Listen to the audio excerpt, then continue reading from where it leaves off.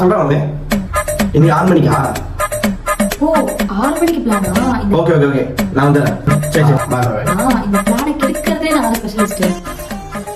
மானோ மா, இந்த மாதிரி ஃப்ரெண்ட்ஸ். ஏன்பா அம்மாவுக்கு உடம்பு முடியலப்பா, கொஞ்சம் சாமான் மட்டும் தேய்ச்சறியா? ஏமாச்சே உடம்பு முடியா? சரி சரி, நான் கழுவுறேன்.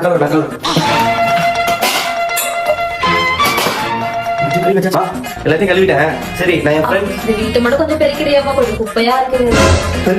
சரி நான் பண்றேன்.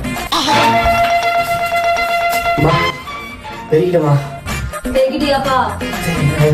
நாளைக்கு துணி மட்டும் எடுத்துப்பாப்பா, பணியில் நினைச்சிட போதும், அம்மா கஷ்டப்பட்டு துவைச்சேன்.